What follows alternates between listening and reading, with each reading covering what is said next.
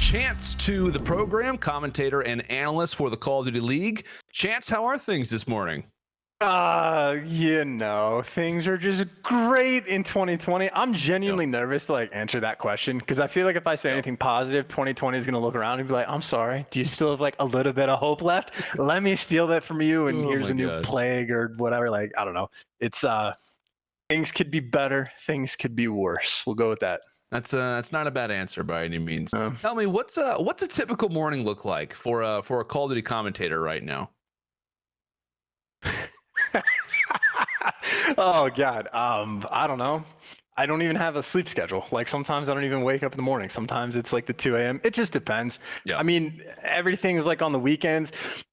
Depending on the day, I might do literally nothing, but then ramping up the tournaments, the best you'll get is research and going through and figure out storylines for teams, looking at stats and this and that, making sure you know everything. But it's not super difficult work after a certain point. So there is no typical day, Landon. It's just trying to pass the time. There you go. I know the delay, obviously necessary, but at the same time is definitely kind of throwing a few interesting things into the play for a lot of people. I know you talked a little bit about the preparation. How exactly do you do preparation for a CDL event coming up? What exactly does that look like? Is there a specific thing that or a process that you go through?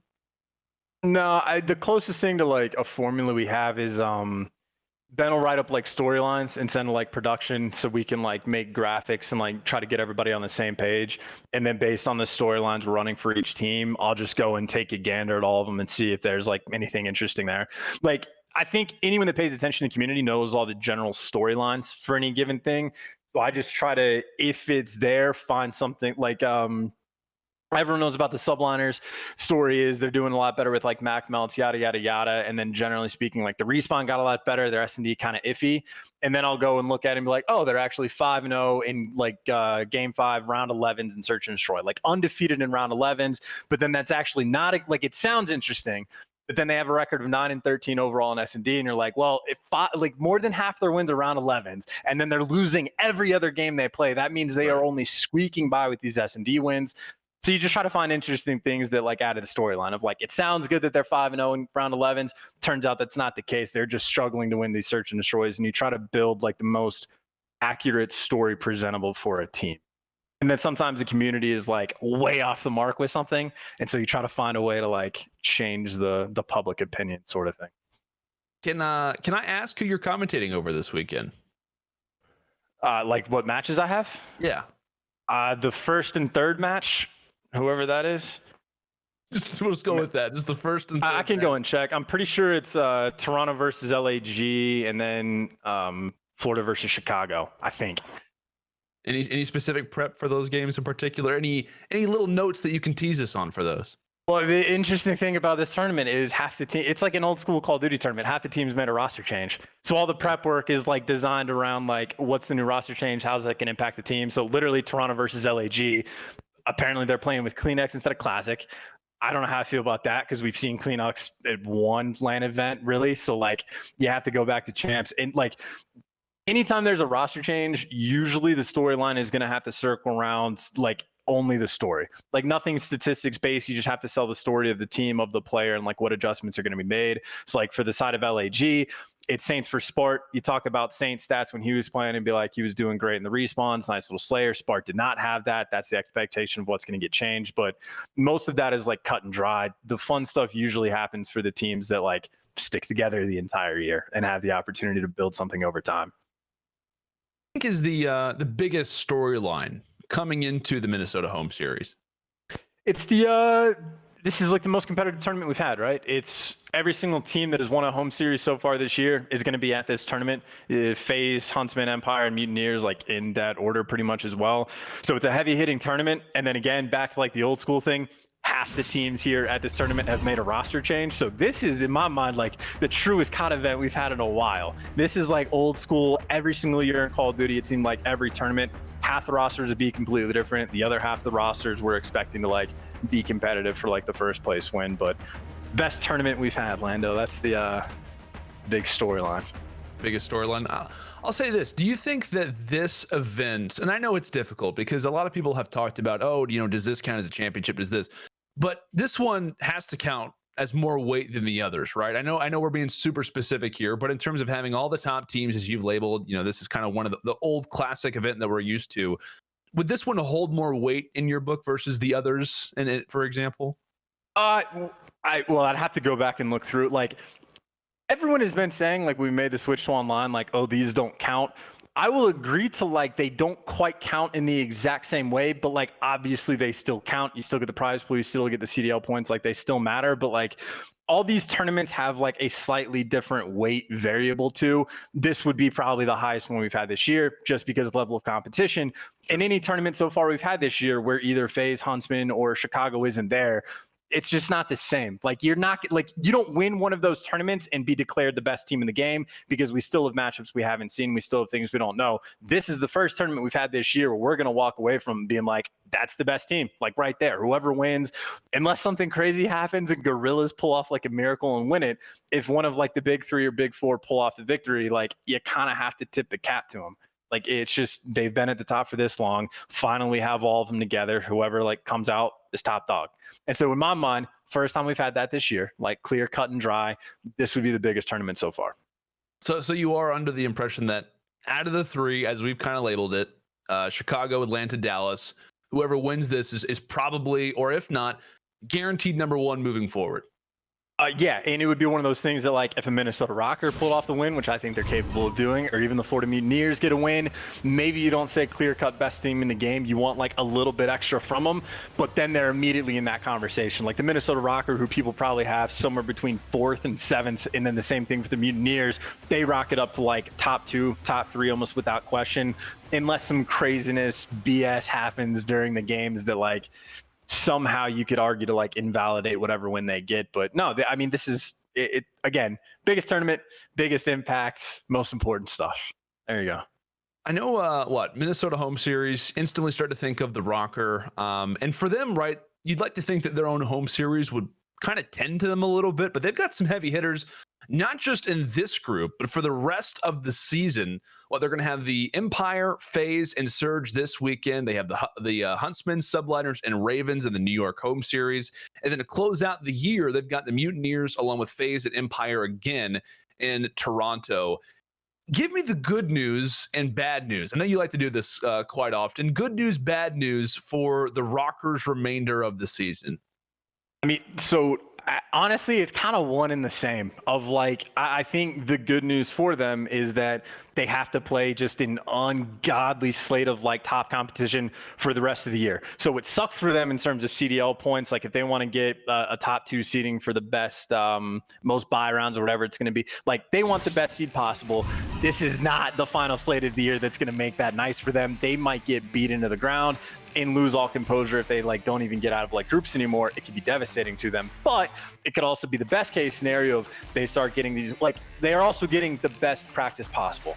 So it's a little bit of column A, a little bit of column B. This is a team from day one before the year started says it's nice if we win any of these home series tournaments throughout the year, but we know the big one is champs. That's the one we care about. Some ungodly prize pool for first place, like the 2 million or whatever it's going to be, like that's the main goal. And if you are playing the most difficult competition for the remainder of the year, you're getting the best practice. You are setting yourself up in the best possible situation to make a run come champs time. So that's the good news. And then the bad news is they might get a crap seed because of it. It's very true. What do you think causes? Now, this has been a big conversation for a lot of people, but what causes a Rocker roster change, if that's even possible? Do you think there's anything that can cause something like that within this team? I mean, sure. The past 2 events they haven't made out of groups. You have players. I mean, the only storyline I've heard for roster changes is be like, yo, Gunless is on the board. Gunless is phenomenal. He can make any team, at least in short term, quite a bit better because of how talented he is. It's something pretty much any team would at least have to consider in the back of their minds. And if you're not at least thinking about that, the management's a little bit crazy, right? So I think the cause could be they keep bombing out of these tournaments. They're not having a lot of success. They're feeling the pressure, so they want to make a change. I'm not on that team. I don't think they need to. I think their head's in the right spot. I think they should stick with their current roster for the remainder of the year. But there is an argument to be had. There's plenty of people with respectable opinions that think they should make a change. And it's whatever side you're kind of on. Do you want to go old school, drop someone as soon as things start getting bad? Or do you want to be maybe a little bit more future minded potentially and try to grind things out with the team you built originally? Do you know anything about what the Mutineers' newest signing? That's one thing that I think is going to be kind of undersold a little bit when it comes down to this event. Is the idea that, hey, the Mutineers have a new addition in Awakening? Do you know anything about this guy? Any bits of his history? Any kind of talking points on what should be his first ever professional event? So this is actually, like, this year has really been the first time whenever an amateur gets pulled up to like the pro scene of like, I actually don't know that guy. This has been the first year where that's ever happened. Like Vivid I have heard of, but Spart was a new name for me. Awakening is now a new name for me. And this is the first time, because like, I don't know if you ever did them back in the day, the 1K tournaments back in AW where it was amateurs only. Gosh, yeah. I used to cast those for 12 hours a day every Friday, and I learned everyone in the amateur scene from that. That is where my depth of knowledge has come from for the past however many years, and it's lasted me up until now. And now a guy like Awakening, like, I know the tidbits, like looked up his history in like the COD Gamepedia to know like a little bit, but genuinely, like, it's just a fresh name for me. It's a fresh name, a fresh face. I genuinely do not know what to expect. Never seen the guy play like with my own eyes outside of like Twitter clips. So like, this is like, this in my mind is almost like a new era for me. Like, this is where all the new young gun 18-year-old kids come in, and the new breed, or whatever we want to call them, the experiment. Sure. It's really been so interesting to me how often, when we look at especially recent Call of Duty success, right?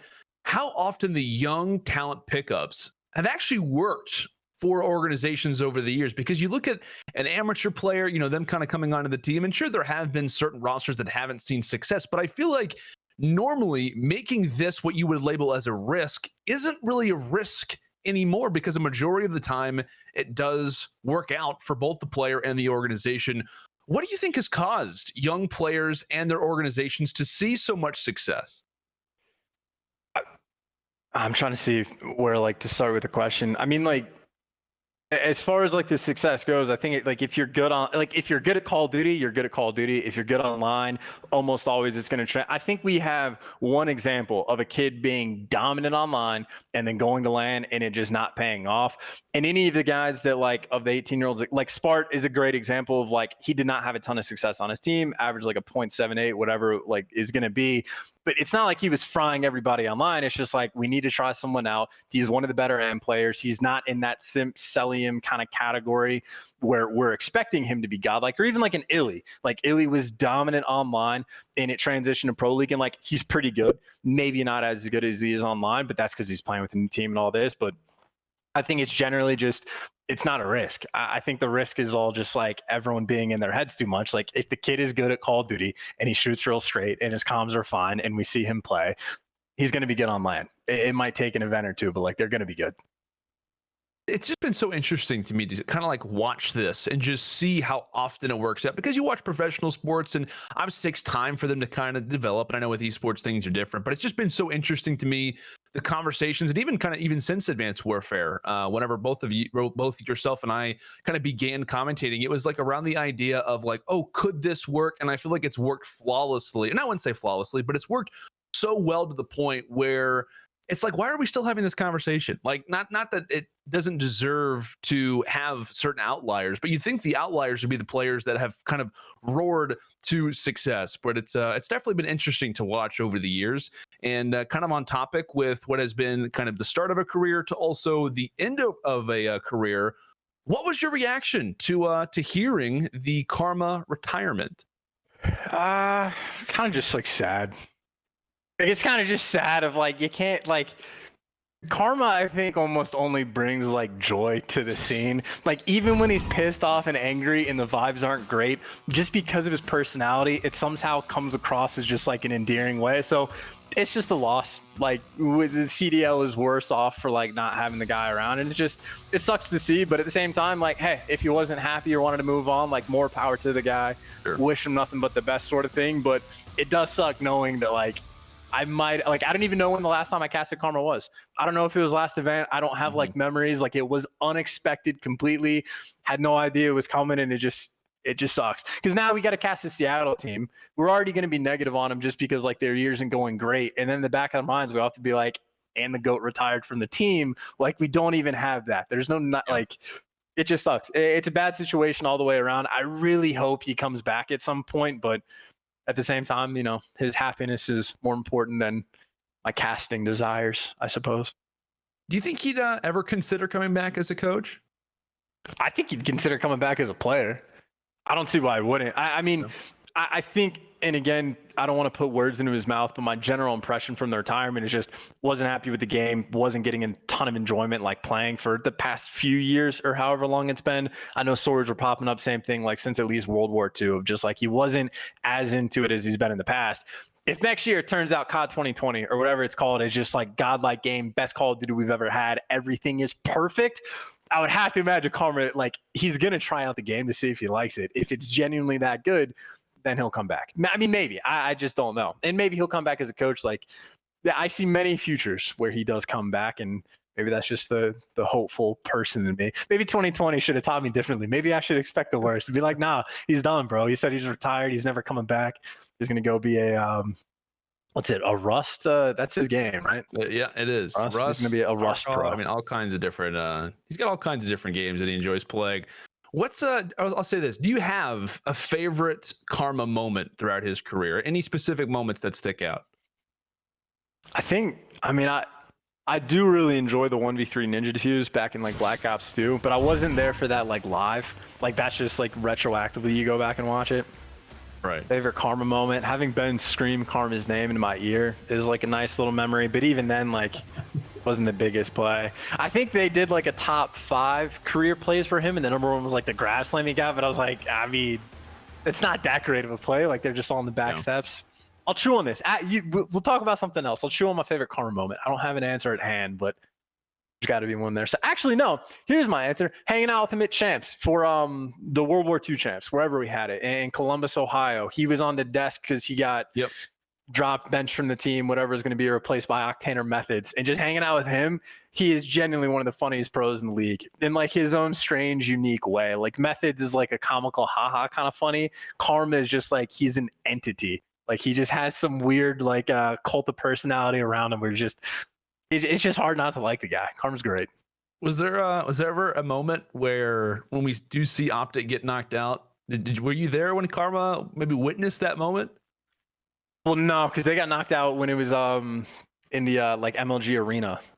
It was like the nationwide arena where we had like the actual champs, but like the Thursday, Friday, or the Wednesday, Thursday, whatever day it was like in the studio. So I don't even think Karma was there for that. He only showed up for the big thing. So no, I did not get, unfortunately, a primo Karma reaction to Optic getting bopped out. I did not see it. Does the Surge win a series this weekend? No. Next question. We'll go and move on from that. I was hoping that would be a yes or no answer. Obviously, like we talked about, they've got Atlanta, Minnesota, Dallas to deal with. We'll just go and move on from that. Seattle. Yeah, like come on, bro. If their team was going great and they drew that pool, even then it would be like, yeah, probably not, bro. Like that's just too tough. But no. on a more positive note, the Toronto Ultra have Gorillas in their first round. Chicago if they win. Florida most likely if they lose. Chance, what do you think would cause the Ultra to have the same success this weekend as they did back in Florida? Honestly, if they had kept the same roster, and I wish I knew why the change is being made. I don't know if it was, I just don't know. I don't have an answer for you, but if the roster had stayed the same, I would have picked this team to make it out of pools. I would have thought they'd beat, well, I still think they're going to beat Gorillas first round, even though Gorillas might be quite a bit stronger with like the addition of Saints, but I would have had faith in them then, and then I would have been able to think that they would have taken down Florida as well. I genuinely thought that Toronto team was going to be a pretty serious threat, and now it just goes back to the question of like, it's a new team. We don't entirely know how it's going to work out. Like, are they going to play with Kleenex? How much has he actually been practicing with the team? He got a week or whatever it's going to be. So it's tough to say. I do have expectations for this team, but just because of the roster change, I would have to imagine it's going to be Chicago and Florida coming out of the group. We kind of take a look at what would be the ideal matchups if we're going strictly off of power rankings, which we know obviously have the ability to be incorrect, but just if we're looking strictly on power rankings, the top 4 for this event would be, or the top 2 matchups, top 4 teams would be Empire versus Mutineers, Huntsman versus FaZe, Obviously, three names kind of stick off the page when you talk about those top four, being Empire, Huntsman, and FaZe. We've talked about it. All three teams have won 2 championships. All three teams have won a championship online and on LAN, and all three teams right now are currently defending champions. Chance, when you look at all three of these teams on paper and you're thinking about predictions, what's the first thing you look at when trying to predict who wins out of these three? I mean, it's one of those things that I do put a fair amount of weight into sort of like community chatter.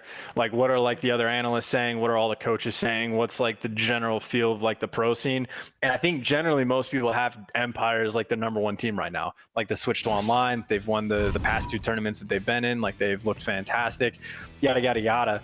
But then like I hear all of that, and then in the back of my mind, I'm like, God, that FaZe team just looks so scary though. Like, it doesn't matter what gets said. It doesn't matter like how good Chicago might be looking with Brustini.